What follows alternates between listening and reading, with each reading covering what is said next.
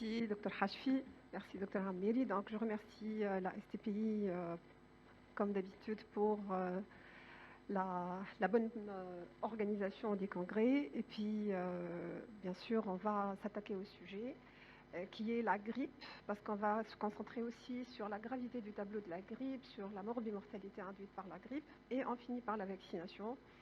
Et c'est un couple qui est en perpétuelle évolution, comme vous le savez, depuis très très longtemps. Donc la maladie grippale est une maladie virale ancestrale connue depuis très très longtemps, bien avant Jésus-Christ.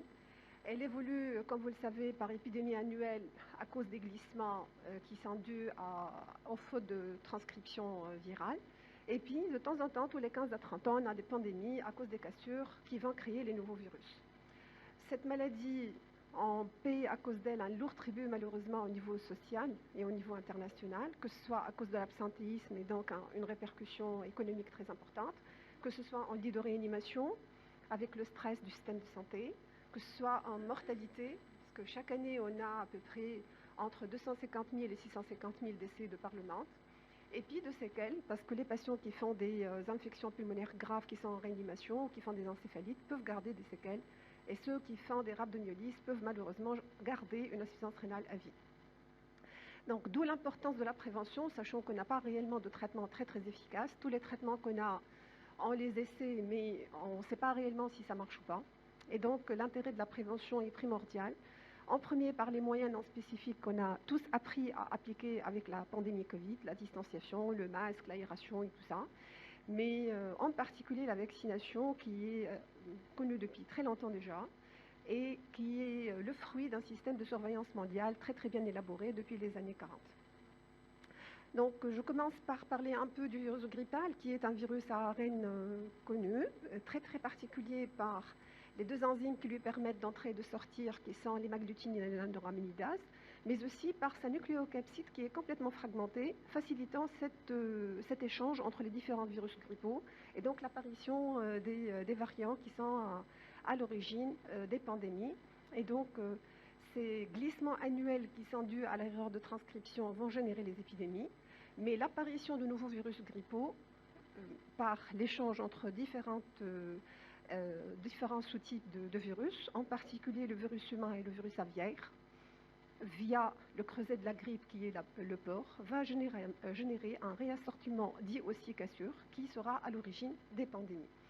Et donc, pour pouvoir décider de la composition du vaccin annuellement, il y a tout un système de surveillance mondiale qui est généré par l'OMS et par les différentes instances internationales, qui est basé sur des laboratoires de référence nationaux, régionaux et internationaux, qui font aussi bien la surveillance que la recherche. Et grâce aux données colligées chaque année, on décide 2 fois par an de la composition du vaccin, aussi bien pour l'hémisphère sud que pour l'hémisphère nord, et ceci au mois de février et au mois de septembre de chaque année. Donc,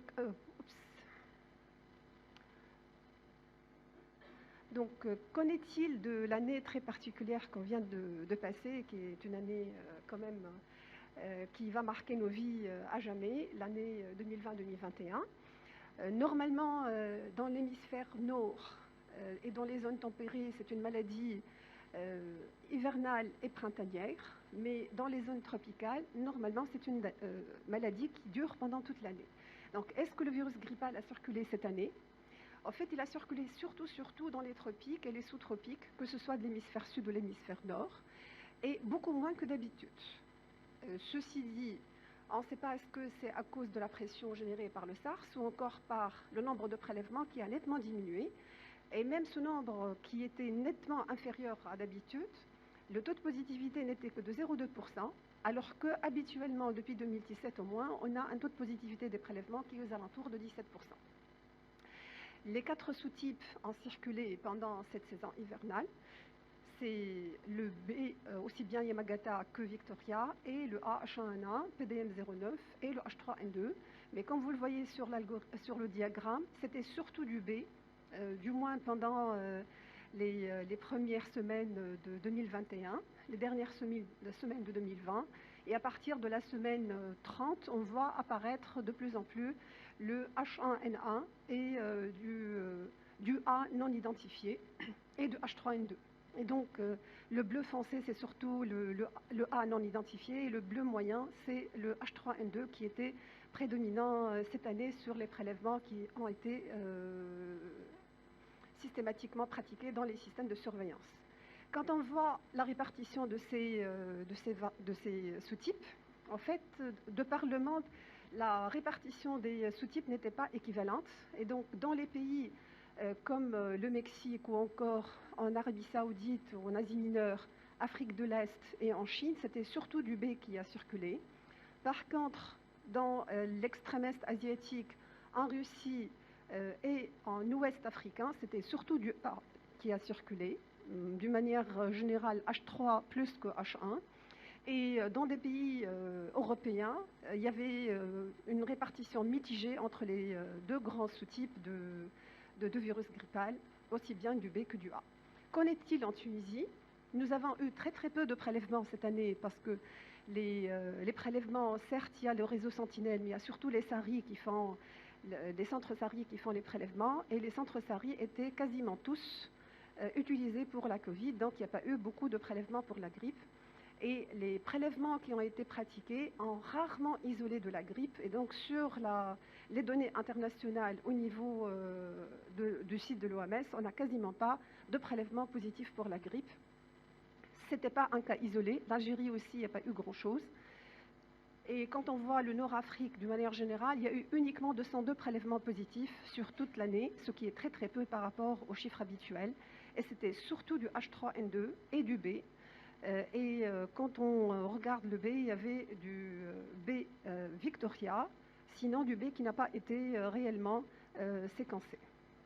Quand on regarde le Moyen-Orient et donc la région orientale de la Méditerranée, aussi il n'y a pas eu beaucoup de prélèvements cette année, et c'était surtout du B qui a circulé. Mais en regardant les répartitions, les 4 sous-types ont circulé, aussi bien Yamagata que Victoria, que H3 et H1N1. Est-ce que c'était un phénomène du Sud? Non, pas du tout. Donc, en fait, les données françaises aussi montrent une nette régression des prélèvements. Et il y avait une prédominance de B en France. En Italie, il n'y a pas eu quasiment de prélèvements positifs. Donc, ce n'était pas le cas de Tunisie uniquement. Et il y a eu beaucoup de pays européens aussi où la grippe n'a pas circulé. Et en regardant les données colligées de l'ECDC, donc sur le continent européen de manière générale, en comparant la courbe rouge, qui est la courbe des prélèvements de 2020-2021, aux autres courbes évoluant depuis 2015, nous voyons une nette diminution du nombre de prélèvements, et ce qui explique en partie l'absence d'identification virale l'année dernière, mais les prélèvements qui ont été faits quand même peuvent suffire pour identifier les souches circulantes. Et donc, on rappelle que ces prélèvements et ces diminutions étaient certes dues à une diminution des prélèvements au niveau des centres SARI qui étaient complètement pris par la Covid. Et donc, on était plus sur des prélèvements Covid que sur des prélèvements respiratoires largamente. Donc, en regardant un peu l'historique de la circulation virale en Tunisie, pendant l'année 2017, nous avons la queue de l'épidémie 2016-2017 avec du B et du A. Après, à partir de la semaine 45, nous avons vu apparaître l'épidémie avec du A, essentiellement du H1N1. En 2018, l'épidémie s'est rapidement éteinte vers la 11e semaine avec du A, et puis il y a eu quelques cas anecdotiques de B. Et en 2019, nous avons eu une épidémie faite essentiellement de grippe A, et puis l'épidémie de 2019-2020 avait commencé à la semaine 48 avec du B. Puis nous avons eu une répartition plutôt en faveur de la grippe A, mais avec des souches de grippe B qui étaient bel et bien là. Mais à partir du 2 mars 2020, date du premier cas Covid en Tunisie, nous avons eu une quasi-extinction de la grippe en Tunisie, du moins sur les peu de prélèvements qui ont été pratiqués dans les centres SARI. Donc, en voyant les 4 dernières années, vous voyez que l'épidémie grippale en Tunisie, comme dans le monde, évolue d'une façon très très particulière. Il y a des années où elle est très très importante, où elle est très grave parce que l'incidence est beaucoup plus importante, comme en 2017-2018. D'autres années où on a quasiment une toute petite épidémie comme en 2016-2017. Puis en 2019-2020 et 2018-2019, nous avons eu des épidémies qui n'ont pas réellement atteint le seuil épidémique, mais avec une répartition très très différente, comme vous le voyez, au niveau des souches grippales. Qu'est-ce qui s'est passé donc en 2019-2020? Il y a eu Covid. Qu'est-ce qui va se passer en 2020-2021? Pour le moment, on n'a pas encore de prélèvement positif parce qu'on n'est pas encore à la saison hivernale. L'épidémie ne commence pas comme ça chez nous, elle commence beaucoup plus tardivement que ça. Et donc, qu'est-ce qui fait qu'on n'a pas réellement vu de circulation mondiale et en Tunisie? C'est surtout les mesures préventives qui ont été prises contre la Covid, aussi bien le lavage des mains que la distanciation, que l'aération, le port du masque, qui ont nettement diminué la circulation des différents virus respiratoires. Il y a aussi bien sûr la pression du SARS-CoV-2, mais aussi, comme on le sait, une circulation variable et imprévisible du virus grippal. Et à chaque fois qu'il est occulté pendant 2-3 ans, on a après généralement une reprise épidémique assez importante.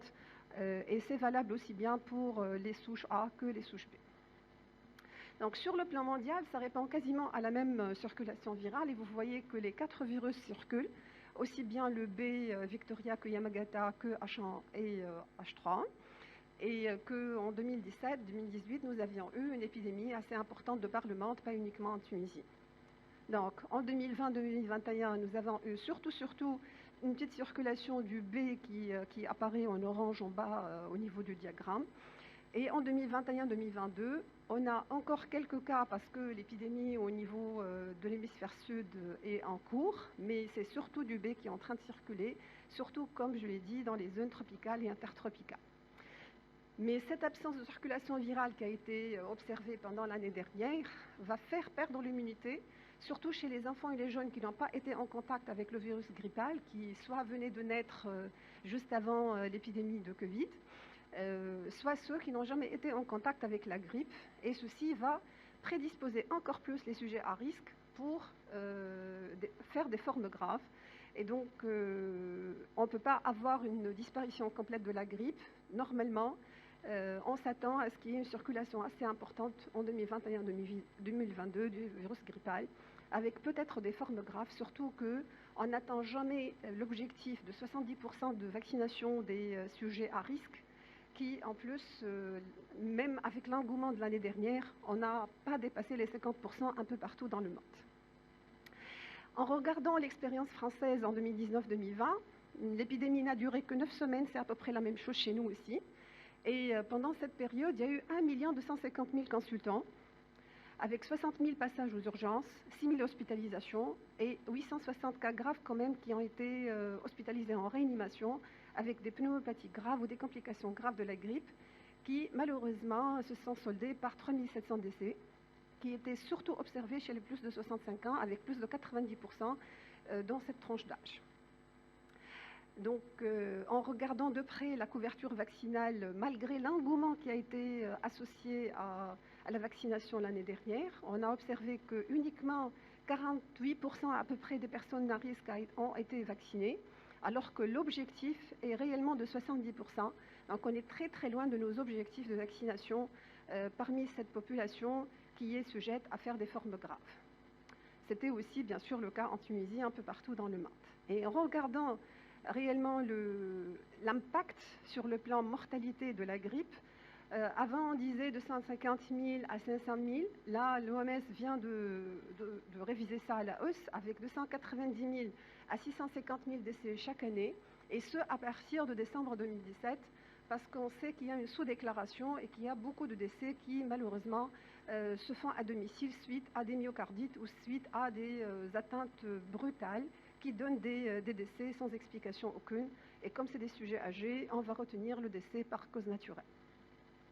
Donc, qu'est-ce que les grippes en fin de compte sur le plan clinique? C'est une maladie bénigne avec un début brutal.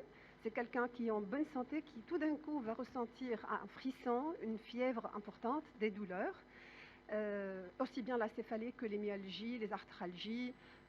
Il va avoir une phase de rhinopharyngite avec une rhinorrhée abondante claire, puis rapidement s'installe une toux sèche puis productive. le tout associé à une anorexie ou une asthénie profonde qui va générer un absentéisme obligatoire du travail.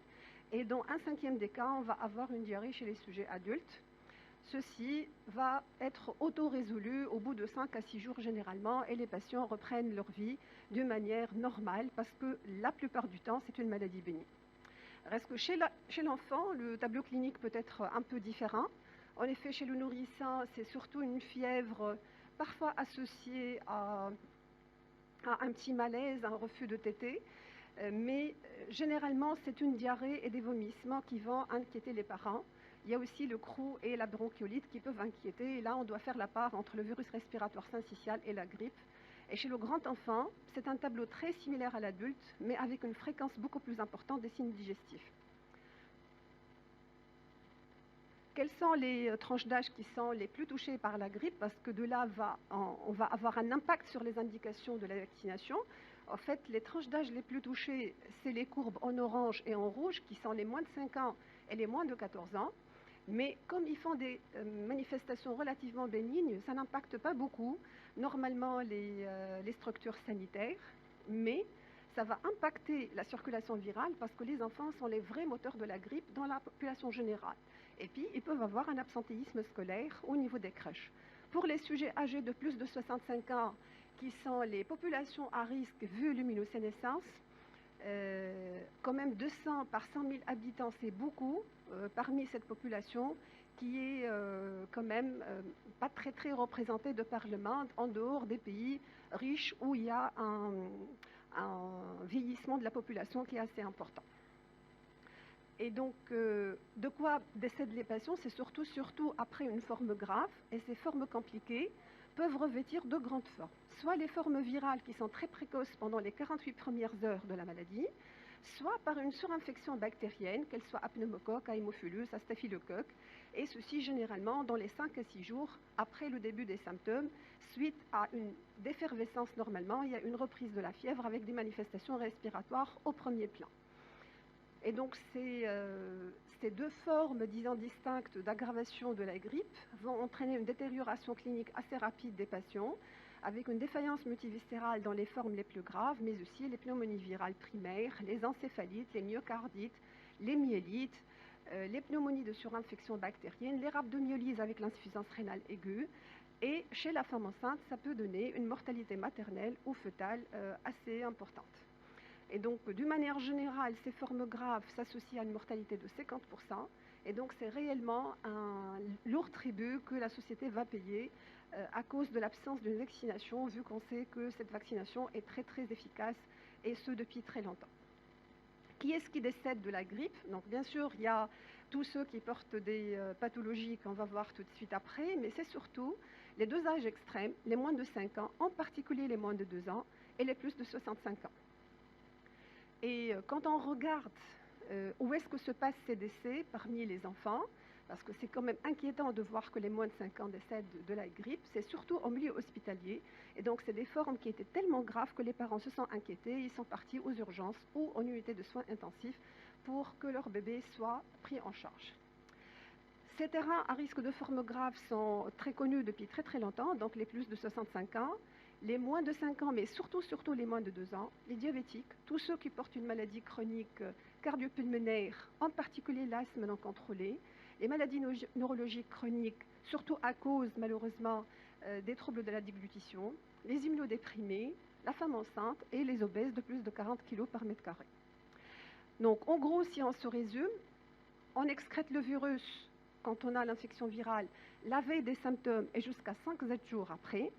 On va avoir un syndrome algique avec de la fièvre et une rhinopharyngite avec une toux qui va s'installer, qui peut durer dans le temps à cause de l'hyperactivité bronchique. Et quand on a la grippe, on sait que le traitement, c'est surtout un traitement qui n'est pas étiologique, c'est un traitement essentiellement symptomatique, sauf pour les formes sévères. Et là, c'est bien sûr s'isoler pour protéger les autres, pour éviter la transmission, le lavage des mains, le repos. Il y a un minimum de 3 à 5 jours de repos à domicile. Beaucoup de boissons, il faut boire beaucoup d'eau et enfin, bien sûr, consulter un médecin pour avoir un traitement adéquat à ces symptômes. Mais comme tout ça, c'est que du symptomatique, bien sûr, on va essayer d'avoir une bonne prévention qui est active et qui va améliorer le pronostic des patients en évitant l'infection elle-même. Et donc cette prévention passe par la vaccination. Et cette vaccination est très ancienne, elle est connue pour l'armée des États-Unis d'Amérique depuis 1944. Et juste après la fin de la Deuxième Guerre mondiale, les scientifiques d'alors avaient installé le réseau de surveillance mondiale en 1948. Et la vaccination des populations, ou la démocratisation de la vaccination avait commencé en 1957. Mais on sait que chaque année, ce réseau de surveillance doit travailler d'une façon continue pour identifier les souches circulantes. Et à partir du moment que la souche virale, ou les souches virales ont été identifiées, il faut 5 à 6 mois, en respectant des étapes bien connues pendant les 5 premiers mois du processus, pour que le vaccin soit prêt et disponible sur le marché. Et parfois, on a des retards, malheureusement, qui font que la vaccination va commencer un peu plus tard que d'habitude. Et donc, on va décider de la composition de l'hémisphère nord en février et de l'hémisphère sud en septembre, et c'est l'OMS qui le fait chaque année. Depuis quelques années, nous avons bien sûr 2 types de vaccins, les trivalents et les quadrivalents. Et le vaccin trivalent de 2021-2022, sa composition a été décidée par l'OMS depuis février 2021, en fait, avec 2 souches A et une souche B, de lignée Victoria, aussi bien pour le vaccin qui est fait élaboré sur les œufs ou encore sur culture cellulaire. Mais de plus en plus, et depuis 2013-2014, comme on a vu que les 2 lignages Victoria et Yamagata sont en train de circuler d'une façon concomitante et non plus un lignage à la fois, l'OMS a recommandé le quadrivalent, et ceci est valable encore cette année bien sûr. Et cette composition est valable pas uniquement de par le monde, mais aussi en Tunisie, parce qu'en regardant l'identification génétique des souches B qu'on a isolées en Tunisie, nous avons trouvé aussi bien du Yamagata que du Victoria, et ceci grâce au laboratoire de référence de l'hôpital Charles-Nicolle. Et donc les 2 lignages sont en train de circuler chez nous d'une façon concomitante, d'où l'intérêt du quadrivalent pour éviter qu'il y ait des échecs à la vaccination. Et c'est pour ça que certains patients, quand ils prennent du trivalent, s'ils vont attraper du Yamagata alors qu'ils ont été vaccinés par du Victoria, ils vont développer une grippe authentique parce qu'ils n'ont pas été protégés contre. Donc la composition du vaccin quadrivalent en 2021-2022 a été déjà faite par l'OMS, mais aussi validée par l'Agence européenne des médicaments. Et pour les vaccins sur les œufs, c'est du A, PDM H1N1 et du H3N2 2020. Et puis pour le B, c'est Victoria et Yamagata, toutes les 2. Tout comme pour la culture cellulaire, c'est la même composition. Je ne parlerai pas du vaccin à virus atténué qui se donne par voie nasale parce qu'il n'a pas là, même en Tunisie, il n'a pas été introduit. Comment on fait cette vaccination? En fait, on fait une dose en début d'automne, le 15 octobre par exemple en France et en Europe. Chez nous, on peut tolérer jusqu'au 1er novembre pour commencer la vaccination, vu que fréquemment, l'épidémie grippale commence vers la 2e semaine de décembre chez nous, et ceci pour permettre la séroconversion, vu qu'il nous faut entre 14 jours et 21 jours pour avoir une synthèse d'anticorps protecteurs. Et donc, à chaque fois qu'on va commencer la vaccination, mieux vaut la faire très tôt pour que le patient soit prêt par des anticorps préétablis par notre organisme pour se protéger contre la grippe saisonnière. Mais si jamais on a eu un retard pour une raison quelconque, que ce soit un retard à l'arrivée du vaccin, donc si jamais nous avons eu un retard sur le marché au niveau de la vaccination, il n'y a pas eu, le vaccin est arrivé très en retard, si on a eu un retard au niveau de l'élaboration ou au niveau des commandes, on peut quand même avoir une vaccination qui peut être acceptée jusqu'au mois de février. Tant que l'épidémie est en cours, tant que le pic n'a pas été dépassé, on peut toujours vacciner les patients, mais en continuant à se protéger par les moyens physiques pour ne pas attraper la grippe juste après la vaccination. Une fois le pic dépassé, bien sûr, ça ne sert strictement à rien de se faire vacciner, sauf si on va partir au pèlerinage, par exemple, ou ailleurs, là où on peut avoir un contact avec une nouvelle épidémie de grippe, surtout si on va partir à l'hémisphère sud, là où, normalement, la grippe est en train de sévir quand elle est en train de s'épuiser chez nous, ou si on va partir entre pics. Une seule dose suffit, normalement, parce que on n'a pas besoin d'une deuxième dose du tout. Une dose est immunogène. Normalement, on n'a pas besoin d'une deuxième dose, sauf pour les enfants de moins de 9 ans qui vont avoir leur primo-vaccination.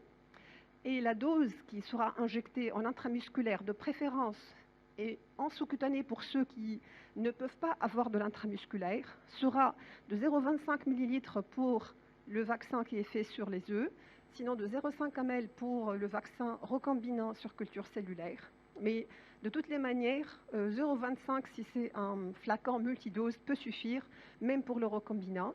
Et à partir de 3 ans, c'est la dose complète adulte, 0,5 ml, qui sera administrée. Alors, qui est-ce qu'on va vacciner? Selon les différentes recommandations internationales qui existent, en fait, on a, là j'aurai un vrai problème parce que j'ai besoin de cliquer. Nous avons des catégories vaccinales très particulières.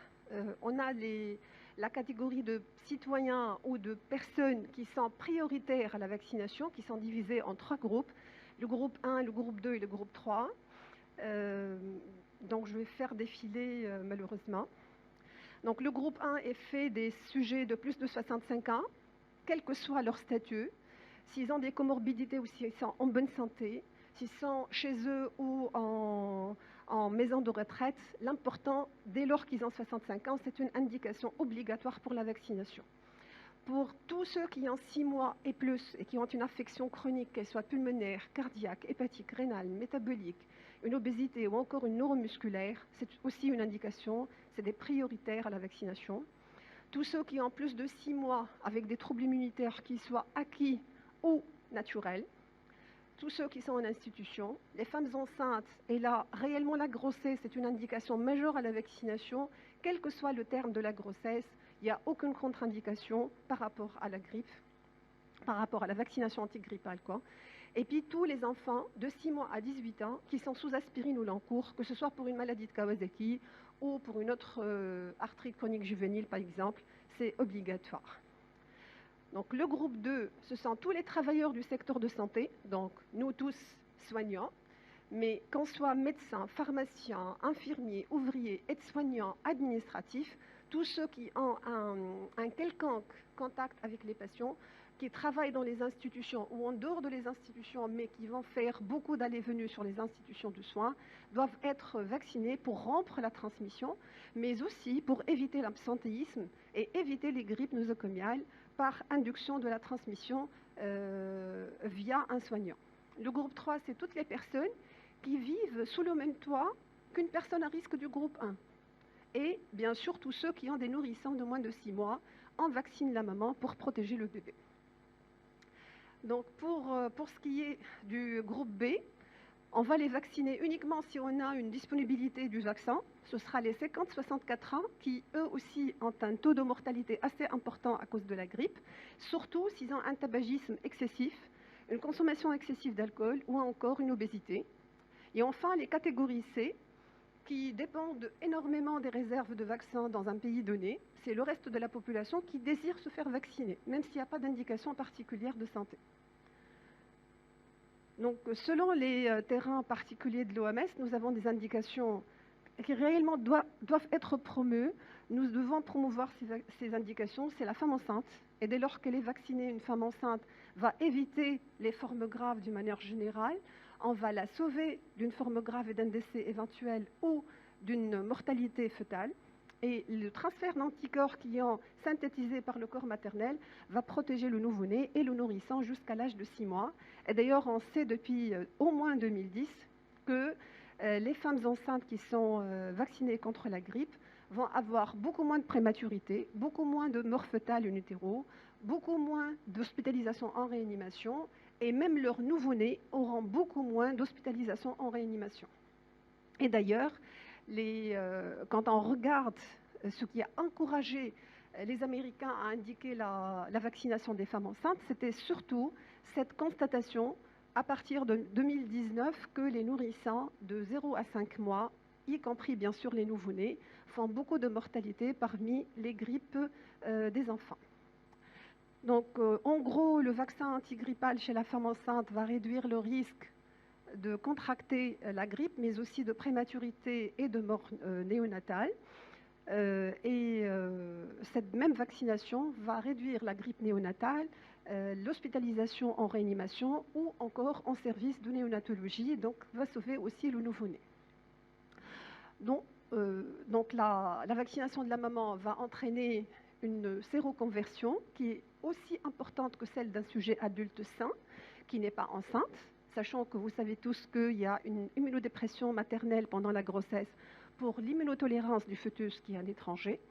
Mais malgré cette immunodéficience relative, nous avons une séroconversion qui ne nécessite pas du tout une deuxième dose, vu que ça n'améliore pas du tout le taux d'anticorps. Et l'âge gestationnel lui-même n'influence pas le taux de réponse, mais on sait, à part la protection du nouveau-né, qu'il y aura des IgA sécrétoires qui vont passer dans le lait maternel pour protéger encore plus le nouveau-né ou le nourrisson jusqu'à l'âge de 6 mois. Qu'en est-il pour les enfants? Donc, à partir de 2010, les CDC d'Atlanta avaient décidé de vacciner les plus de 6 mois, de une parce qu'ils ont vu qu'il y avait une mortalité pédiatrique assez importante, mais aussi parce que l'enfant est réellement le moteur de transmission de la grippe et donc pour améliorer l'immunité de groupe. Et le protocole pédiatrique est assez particulier. En effet, avant 6 mois, on vaccine la maman pour protéger le bébé. Mais à partir de 6 mois et jusqu'à l'âge de 8 ans révolu, lors d'une primo-vaccination, c'est le seul cas de figure où on va donner 2 doses séparées de 4 semaines. Et là, on doit commencer à vacciner très très tôt les enfants, aux alentours de septembre, pour permettre une bonne séroconversion et avoir une bonne couverture vaccinale à l'arrivée de la grippe. Donc, dès lors que le vaccin est disponible, on commence à les vacciner. Bien sûr, on va utiliser comme d'habitude le deltoïde chez le grand enfant et le quadriceps chez les petits-enfants et les nourrissons. Donc, qu'en est-il de la vaccination antigrippale en temps Covid? En fait, selon les résolutions de l'HAS qui datent du 12 mai 2021, c'est réellement une co-infection qui aggrave le pronostic, ça on le sait tous. Si on attrape 2 infections virales aussi graves, on risque d'être plus en réanimation qu'une mono-infection. Que la vaccination de la grippe contre la grippe protégerait contre les formes graves de la Covid, mais on sait tous que ça protège contre les formes graves de la grippe, même si on peut attraper bien sûr une grippe, mais qui sera bénigne. C'est le même raisonnement qu'avec la vaccination de la Covid-19. Le schéma vaccinal par rapport à cette association Covid-grippe, donc si jamais nous avons une vaccination contre la Covid et une vaccination contre la grippe qui seront discutées, cette année, bien sûr, on va en parler parce que l'année dernière, le problème ne se posait pas du tout.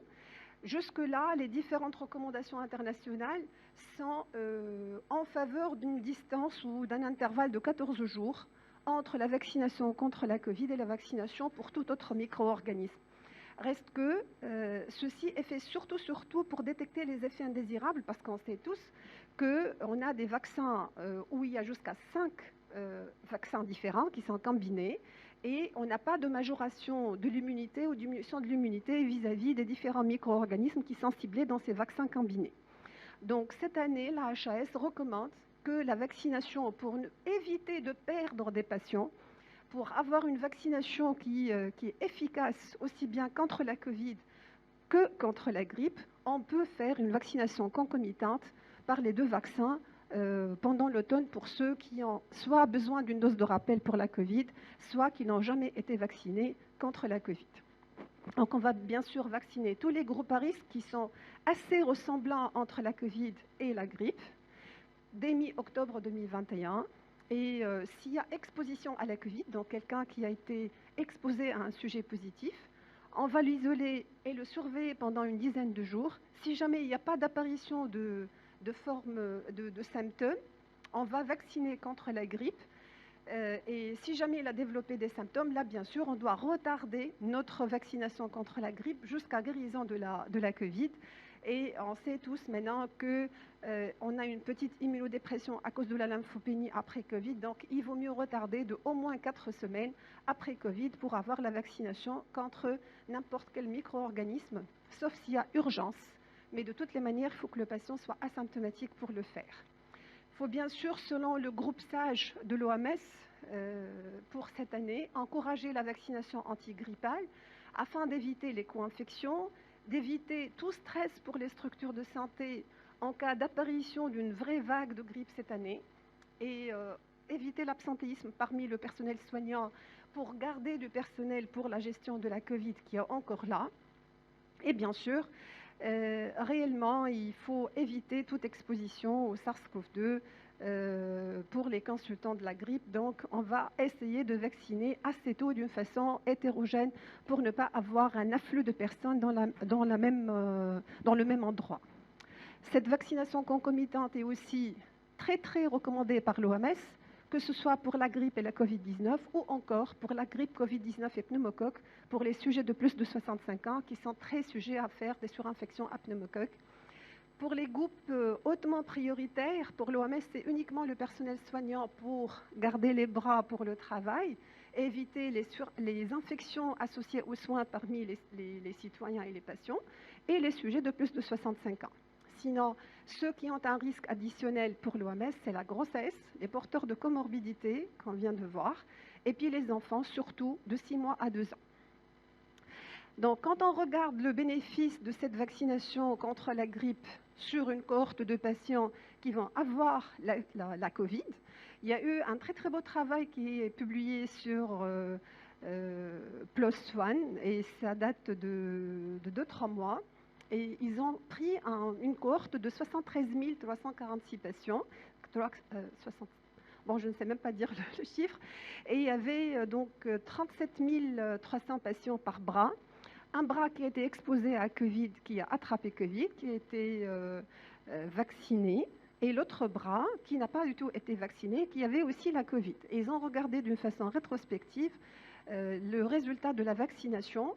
Et le bras qui a été vacciné contre la contre la grippe avait fait moins de sepsis, avait fait moins d'AVC, avait fait moins d'admissions en unité de soins intensifs et moins de thrombose veineuse profonde. Et donc, a priori, selon cette étude qui nécessite bien sûr une confirmation, le vaccin antigrippal aurait une action protectrice contre la Covid-19. Mais si on combine les deux vaccins, ce sera bien sûr de loin meilleur. Donc j'ai fini le topo, je finis juste par une note sur la prévention. Donc le masque, c'est réellement quelque chose qui est entré dans nos habitudes. Avant, quand il y avait que la grippe, on voyait que les Japonais et les Chinois qui portaient le masque pendant la saison grippale. Maintenant, tout le monde le porte. J'espère qu'on continuera à avoir cette bonne habitude tant que la Covid continuera à sévir et pendant la phase hivernale. Donc il faut se laver bien sûr les mains d'une façon régulière pour éviter la transmission liée aux objets. Il faut de préférence ne pas échanger les objets, et un smartphone serait 10 fois plus sale et porteur de micro-organismes que les lunettes de toilette. Bien sûr, il faut se comporter comme un asocial, garder la distance, ne pas saluer, ne pas embrasser, aérer pour éviter la charge virale dans un lieu donné. Ne pas se toucher le visage, et comme vous le savez, on se touche le visage minimum 5 à 10 fois par minute sans le savoir. Et c'est 2000 à 4000 fois au fait pendant une journée. Donc essayons au maximum de garder le masque pour ne pas se toucher le visage, les yeux, le nez et la bouche qui, malheureusement, vont être le lieu de contamination aussi bien par la grippe que par la Covid. Garder un mode de vie sain avec boisson, activité, de bonnes nuits de sommeil pour garder une bonne immunité qui peut aussi bien répondre correctement à la vaccination que répondre après correctement à une maladie si jamais on la contracte. Merci à vous. Donc, en conclusion, la grippe est une maladie ancestrale qui est responsable malheureusement d'une mortalité assez lourde sur le plan international et aussi de complications assez sévères, surtout sur terrain particulier, mais aussi au niveau des âges extrêmes. Elle a un vrai retentissement sur le système de santé. Et si on a cette année une vague de grippe et une vague de Covid, ce sera complètement le stress le plus important qu'on puisse avoir, parce qu'après, il faudra aussi faire la part entre les deux. Il n'y a pas de traitement efficace, comme vous le savez, d'où l'importance de la prévention, avec aussi bien les moyens non spécifiques que la vaccination annuelle. Vaccination à promouvoir parce qu'on est encore très loin des 70% nécessaires pour la maîtrise de la maladie parmi les populations à risque. Et donc cette année, ce sera le quadrivalent à défendre avec les deux souches A, H1N1 pandémique et H3N2, mais aussi les deux lignages B, Victoria et Yamagata. Merci. Merci, professeur Abdelmalek, pour votre exposé. C'était clair, excellent, avec une comparaison de la circulation des virus de la grippe durant cette période 2017 jusqu'à 2021. Alors, vous avez un peu mis le point sur l'importance de la vaccination antigrippale. Et donc, en période de pandémie Covid, voici un problème. On va être exposé à une vaccination contre 2 virus. Donc, on doit bien communiquer l'importance de cette vaccination antigrippale. Alors, je vais commencer par une question, puis on va passer aux questions des participants. Alors, pour les souches virales circulantes, nous savons qu'en 2020, il n'y avait pas de prélèvement, on n'a pas une souche virale qui a été identifiée. Et donc, on va être obligé d'être vacciné par la souche précédente et celle de l'hémisphère sud. En fait, ils se sont basés surtout au niveau de l'OMS et au niveau du groupe SAGE sur les prélèvements qui ont été faits essentiellement au niveau des tropiques. Et au niveau tropical et sous-tropical, il y a bien sûr la partie au-dessus qu'au-dessous de l'équateur. Donc il y a une idée. Ce n'est pas autant, certainement, comme vous l'avez vu, le nombre de prélèvements a été bien inférieur au minimal qui ait jamais existé. Mais c'était suffisant pour avoir une idée sur les souches qui ont circulé à l'hémisphère nord, mais pas réellement dans les zones tempérées. Parce que même dans l'hémisphère sud, le virus n'a pas réellement circulé dans les zones tempérées de l'hémisphère sud non plus. Ils se sont basés sur les données, disons, des 15 premiers degrés de l'hémisphère nord et de l'hémisphère sud pour décider de la composition de cette année. Exactement. Donc, les enfants, ils vont être exposés maintenant aux formes graves. Donc, il faut être vigilant et je pense que c'est une priorité pour la vaccination. Alors, il y a une question pour les participants. Je pense que vous avez répondu. Il y a Dr Batir qui vous pose la question sur les publications concernant la vaccination antigrippale. Est-ce qu'elle protège ou non contre les formes graves Covid? Et donc, dans la publication Place One, vous avez bien expliqué qu'il y a une protection. Certainement, quand vous voyez, c'est du rétrospectif. Oui. Donc, même s'ils ont fait une analyse, disons, un multi...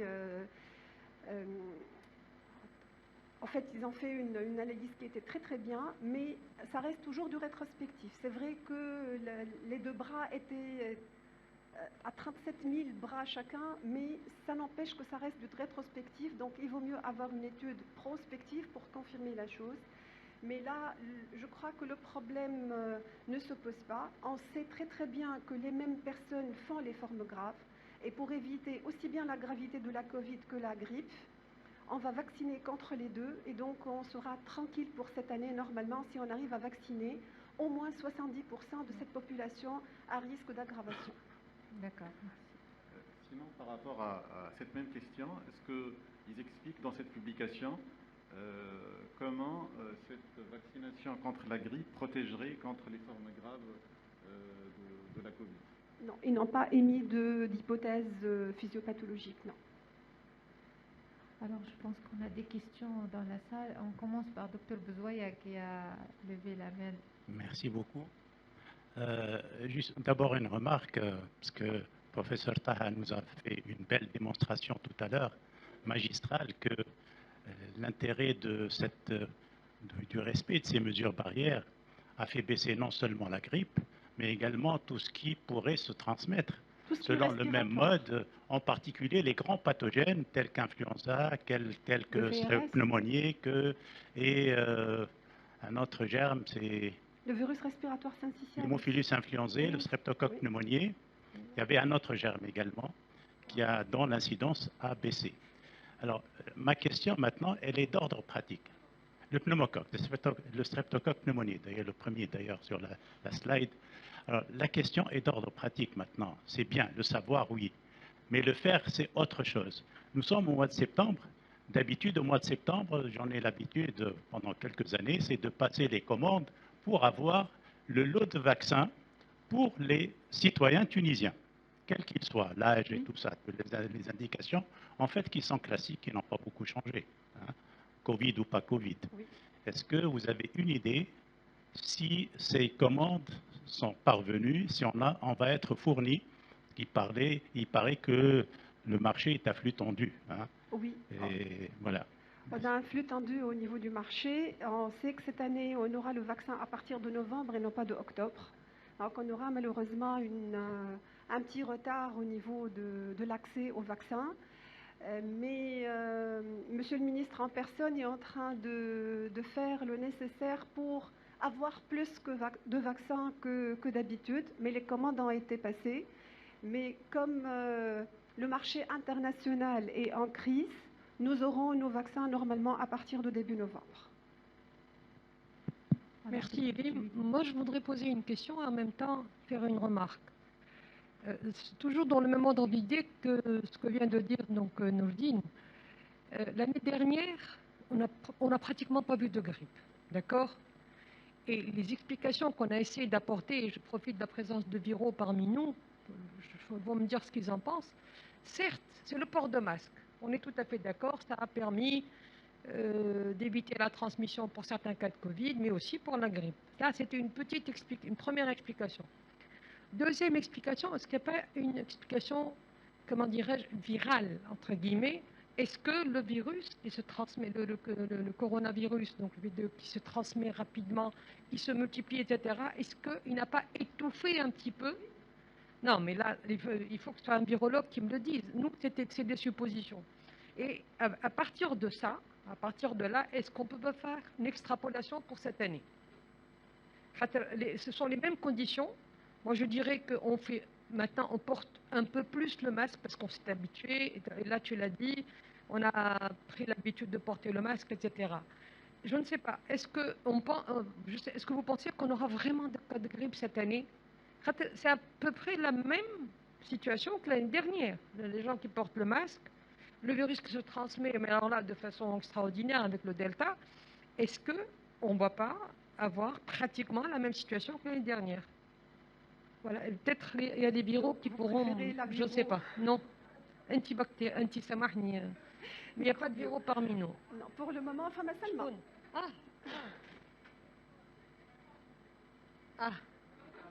Vous êtes inattentive. Donc, en alors. fait, je vais essayer de répondre et avec ma réponse, vous pourrez rajouter si vous voulez. Donc, pour ce qui est de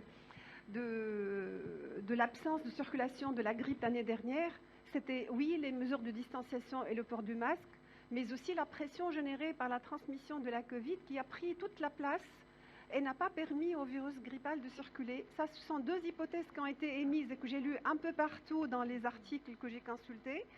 Mais je crois que personne n'a de certitude par rapport à ça. C'est des suppositions.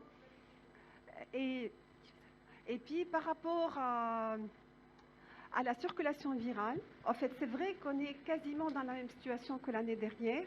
Mais nous, en Tunisie, on a eu quand même une belle épidémie avec le Delta. Je crois qu'une grande majorité de ceux qui devaient être infectés par la Covid, surtout la souche Delta, l'ont déjà été. Et avec l'accélération de la vaccination, j'espère qu'on aura un petit ralentissement de la transmission. Et ce qui est émis aussi bien au niveau de la HAS que le ICDC, que l'OMS, c'est que normalement, la grippe ne peut pas s'absenter plus qu'1 an à 2 ans, donc elle devrait reprendre sans doute cette année et on devrait voir cette année, mais tout reste, c'est des problèmes de modélisation et des problèmes de supposition. On peut avoir la certitude qu'en ayant vécu la chose. Donc je ne sais pas si tu as des choses à rajouter, Salma.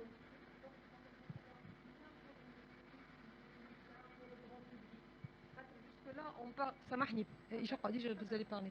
Parce que jusque-là, on parle du masque, etc., rien que pour la Covid. Là, il faut que les gens apprennent à se protéger, non pas tant contre la Covid, mais essentiellement et encore plus pour la grippe cette année. Là, vraiment un effort de communication qui doit être fait.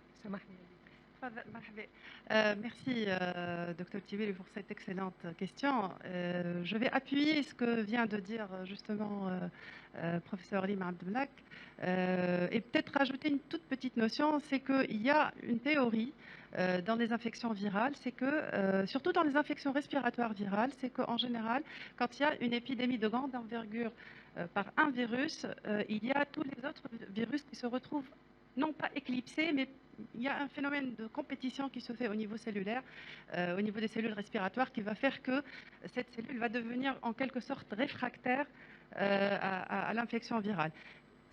ça reste une théorie parmi d'autres qui devrait être confirmée. Et bien sûr, la théorie des mesures barrières, ça reste sur le plan effectif la théorie la plus plausible. Maintenant, il faut surtout pas baisser les bras par rapport à la vaccination. Il faut absolument que ça reprenne. La grippe est toujours parmi nous.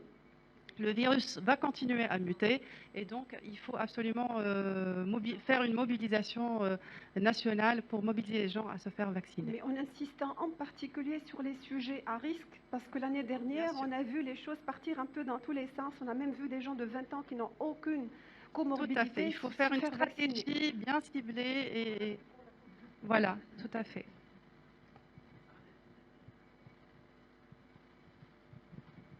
Permettez-moi de rebondir sur ça, parce que je suis dans le même fil d'idées que mes maîtres Sinordine Bozouaya et Mme Tiwiri. Honnêtement, c'est très difficile et je n'aime pas être dans un comité scientifique qui décide de faire venir des vaccins parce que tout ça a un prix. Alors, les vaccins anti-Covid sont disponibles et les gens ne se font pas vacciner suffisamment, c'est ce qu'on comprend actuellement. Alors, que dire de la grippe qui, pratiquement, n'a pas été observée l'année dernière? Alors, à mon avis, le comité scientifique va conseiller les politiques et les politiques vont dépenser de l'argent. Et l'argent, c'est très important de nos jours. Et à mon avis, il vaut mieux cibler une population à risque, acheter des vaccins pour cette population et inciter cette population à se faire vacciner, et ne pas diriger la vaccination contre tout le monde, acheter beaucoup de vaccins au risque de ne pas de gaspiller de l'argent. Par contre, je me demande, est-ce que la différence d'argent qu'on peut économiser en réduisant le nombre de vaccins, est-ce qu'on peut la dépenser dans le diagnostic rapide d'une grippe, auquel cas on peut, si on fait le diagnostic vraiment d'une grippe, imposer le repos, les 5 jours de repos pour éviter la contamination dans la population, ainsi de suite. Et surtout aussi pour ne pas s'emballer dans des traitements antibiotiques donc totalement inutiles. Donc je pense qu'il faut prendre les conditions du pays, les conditions socio-économiques du pays en considération et ne pas élargir la vaccination et inciter tout le monde à se faire vacciner au risque d'avoir donc des problèmes en excès ou en défaut. En fait, Dr Malakchi, on a une circulaire ministérielle qui date déjà de 3 ou 4 ans, qui rappelait les indications de la vaccination antigrippale et où il y a essentiellement les soignants et les porteurs de comorbidité et les âges extrêmes. Donc c'est tout. On n'a pas de vaccination à large échelle. Et les femmes enceintes, pardon. Et donc là, en fait, l'année dernière, il y a eu peut-être une erreur de communication qui a fait que tout le monde a cru qu'en ayant le vaccin antigrippal, il ne va pas contracter la Covid.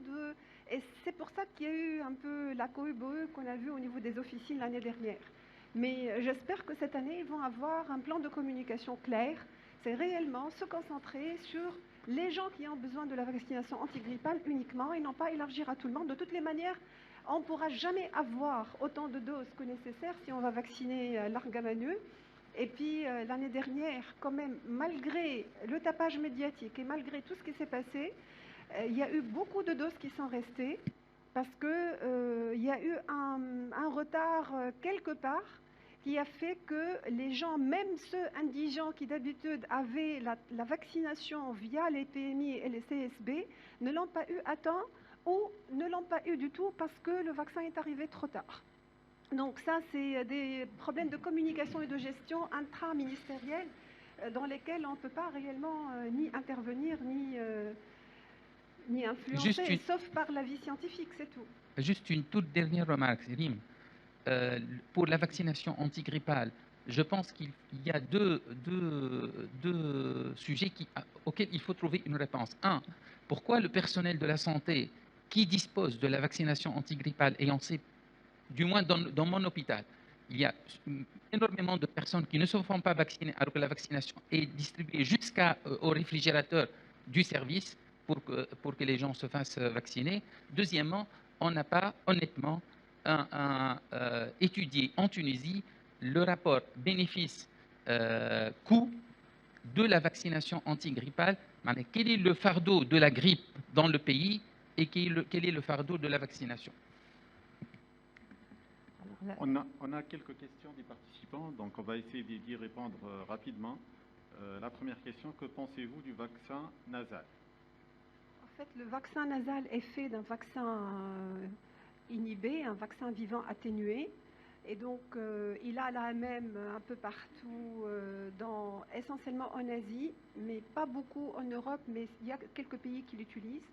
Il est absolument contre-indiqué chez la femme enceinte et les immunodéprimés. Et en Tunisie, il n'a pas été introduit. Il y a eu une discussion l'année dernière, mais il n'a pas été introduit pour éviter qu'il y ait des gens qui soient vaccinés d'une méthode et d'autre part une autre méthode. Il est meilleur sur l'immunité des muqueuses, par contre. Donc, comme il génère une mini-maladie et qu'il est introduit directement au niveau des muqueuses, il va générer une immunité des muqueuses qui est active, mais qui ne va pas persister très très longtemps. Mais le risque est énorme chez les immunodéprimés. Et si quelqu'un le reçoit alors qu'il ne sait pas qu'il a une immunodépression parce qu'elle est génétique et qu'il n'a jamais fait parler d'elle, on peut avoir des soucis parce qu'il peut développer une maladie grippale authentique et développer des formes graves. Question suivante, à quel terme de la grossesse doit-on se faire vacciner? À tout terme, voilà. Dès le premier trimestre. Très bien. Avant-dernière question, y a-t-il plus de surinfection bactérienne lors de la co-infection grippe Covid? Je n'ai pas vu ça, mais on sait très très bien que dans la Covid, on n'a pas de surinfection bactérienne ou quasiment. C'est uniquement chez les malades qui sont en unité de soins intensifs qu'on voit essentiellement les co-infections, les surinfections bactériennes.